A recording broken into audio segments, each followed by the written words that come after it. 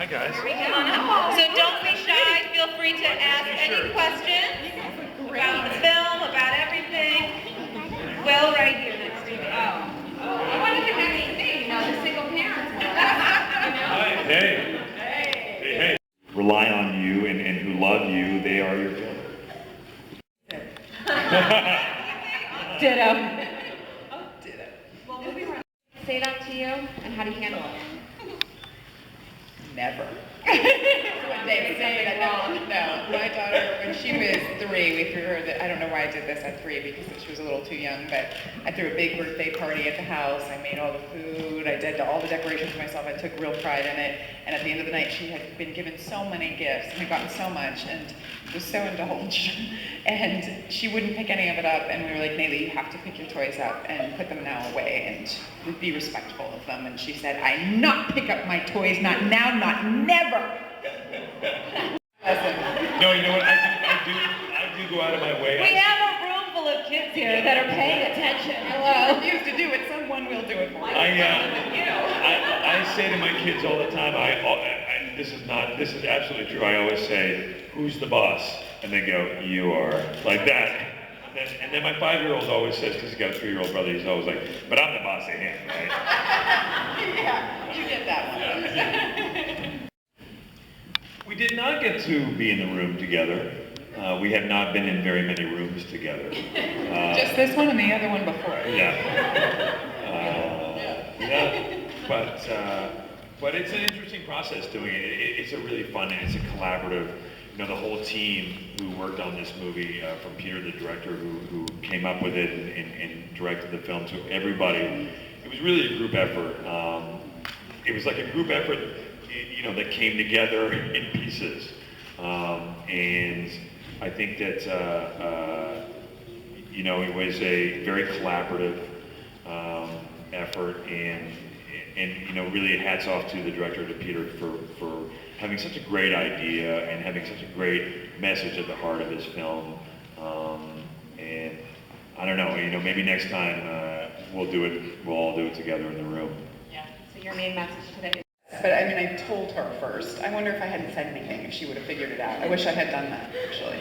No. But I think, I told her, I explained it to her. I think she understands it, but I was saying earlier that I actually think she's just more excited for me. She's like, oh look, Mommy, your movie, aren't you excited? So she's a really good little girl. I'm very proud of her. My kids are just happy to see the movie. They don't really care that I'm in it. They're like, whatever, but that's my job! These guys are like places. And that's what Google's for. Pretty much choose anything I do in life based upon whether or not I can wear my PJs.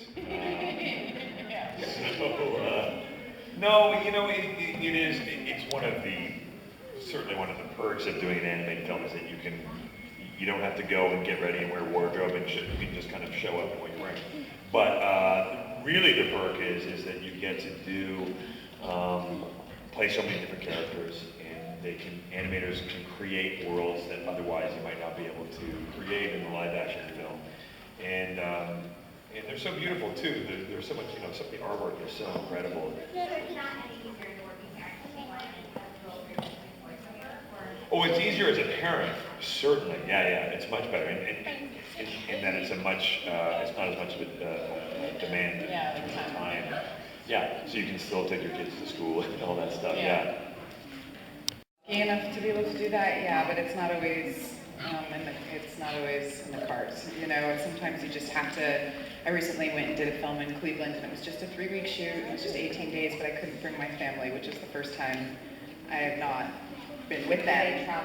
Usually they always come with me for the whole shoot, and we have a home, and we, set up camp wherever we are, and I feel good because I got my family with me. So it was really hard, actually. I didn't love it, but I didn't really have a choice. If I wanted to be a part of that project, which I very much wanted to be a part of it, I had to make that decision. So sometimes, you sit down and explain to the kids, like, Mommy has to go to work, and it's not always ideal. Do they understand that though? I mean, my kids give me a hard time because we are lucky enough now that we work for ourselves. And Yeah. so a lot of times that we are with them, we have this debate all the time. I'm on my phone because Right. I'm lucky enough that I can pick you up from school, but I'm still working. Right. Yeah, Right. yeah. No, for me, certainly, having kids changed everything about my life. I mean, you retroactively, now I work backwards from, I'm lucky enough to work on a show, on a TV show, and the last couple of years on a couple different shows, but certainly even more so now, that my schedule with my family is the most important, and everything else is secondary to that.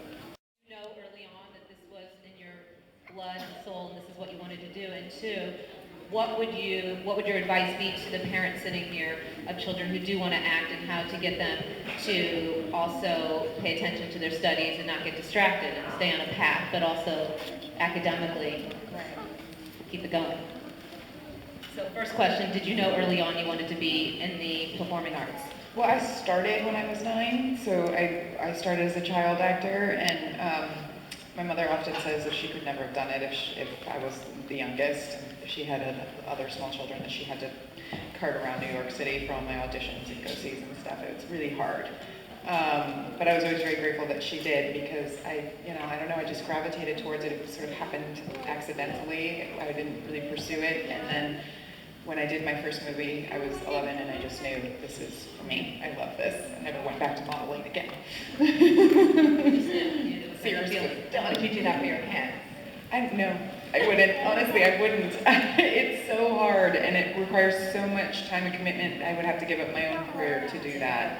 Yeah, it's a full-time job, and especially if you want it. My mother, had to protect me always, protect my interests, and make sure that other people's agendas did not compromise me or hurt me in any way. And it's a business, so there are people pushing for longer hours or more work, and when you're a kid, that's a lot to ask a small person. And I had to keep up with my studies. Like, I couldn't, they wouldn't let me do it if I wasn't on task with my schoolwork.